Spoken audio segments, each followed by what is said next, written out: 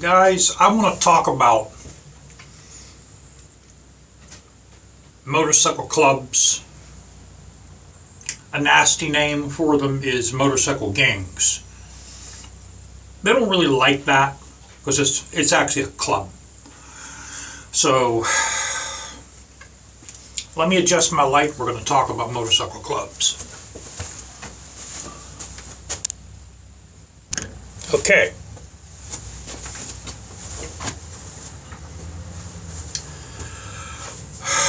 I'm wearing my safety green hoodie because it's about 25 degrees in my garage. Never mind that, let's talk about motorcycle clubs.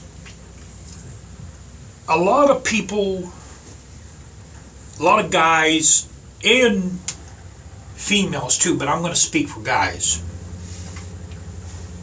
They are drawn to motorcycle clubs because they want to belong. Maybe they need friends. Maybe they want friends. Some of these guys, they like the lifestyle. Some of them have bad boy image, which that's, in my opinion, I think that's a mistake. If you're going to join a motorcycle club and you have an image like you're going to be a badass, you're going into it wrong. That's a bad idea. My father also rode. My father had an Indian. He had an Indian racer. And he belonged to a motorcycle club in Carnegie, PA. And he actually got in a shootout. And his friend, his good friend, murdered another biker. And he went to jail, died in prison. Now, I don't belong to any. I actually have a motorcycle club, but it's basically, I'm actually the only member because I never tried to expand it. I don't know what the hell's going on out there. All I hear is tires spinning and car doors slamming. That irritates me. Now, if you want to join a motorcycle club, you have to know somebody that belongs to the club. And what happens is it goes up to the shot caller if he wants to let you be a tag along. That's how you first start. You're a tag along. You don't have any of the club's style of clothes, or you don't have the rockers on the back of your jacket until you become a full member. But it's up to the shot caller, the head of the club, if they want to make you a tag along. And what you basically do is you just tag along. And when you're a tag along, you can do anything. You're supposed to do anything they tell you to do. It's like they might say, go get us a case of beer. We want you to clean the bathrooms in the clubhouse, mop the floors, wash the dishes, cook some food, Now, a motorcycle club, they don't just want anybody. A lot of people think, oh, they'll just, as long as you're like a badass biker, you're in. They don't do that. The real clubs don't do that. I'm not going to mention any names because these guys will come to my house from hundreds of miles away. They'll come here and mess me up. So I'm not mentioning any club names. But they don't want just anybody. You have to be able to, you have to be smart. You have to have something they require, like maybe you're a good mechanic, maybe you have connections, or maybe your brother or a good friend of yours belonged to the club. Maybe your father belonged to the club. So they don't just want anybody. You have to be able to contribute. Maybe Maybe you might be a good painter. You might be able to paint the bikes good. You might be a good mechanic, motorcycle mechanic. Maybe a motorcycle racer. Maybe you're good with leather work.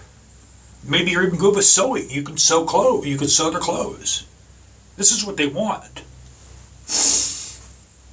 So you're a tag along, and that has to be approved by the shot caller, by the head of the club. Then they have a vote. There's usually like a council of guys, like anywhere from 5 to 15 guys that are in the club's council. Some clubs, everyone votes if they want to move you up to a prospect. A prospect is somebody that, like they say, hey, you know what? He's possibly going to be a good member.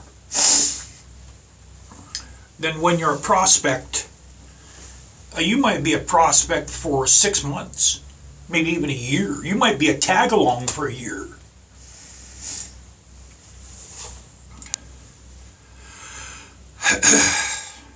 And a lot of times, you have to get in a fight.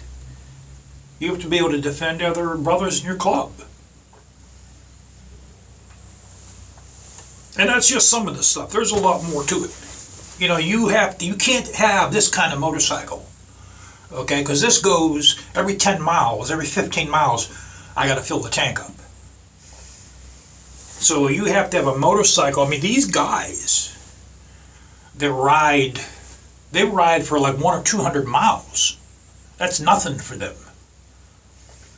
Some of them 300, 400 miles on their Harleys. That's nothing for them to do that. You have to have a motorcycle that's capable of that. It has to be comfortable. Sometimes what they'll do is they'll move the petcock valves all the way to the back. That way they get the most fuel possible out of the gas tank. They'll put a more comfortable seat on. They'll move the foot pegs so they can stretch their legs out. They might put highway bars on.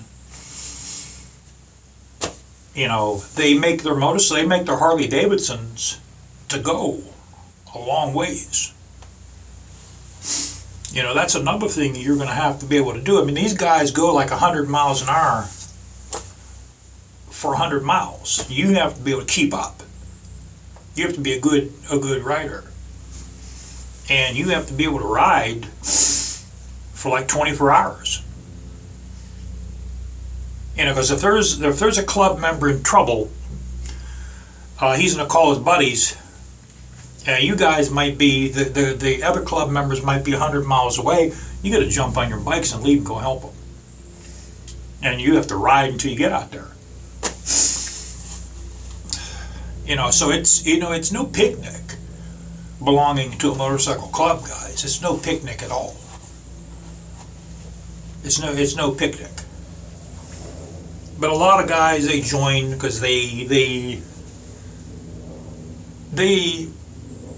like the brotherhood. They like the brotherhood of a motorcycle club. If I have the calling a little bit in me. If I wasn't tied down to a job, I might have did that. Not on this motorcycle, naturally. But a lot of these guys, they watch too much TV, and it's not like that, guys.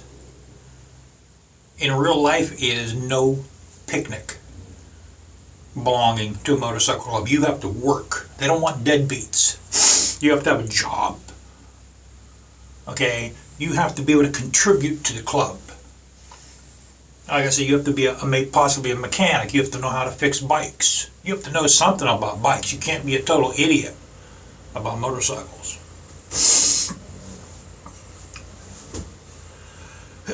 So, watch what you wish for. That's all I'm saying.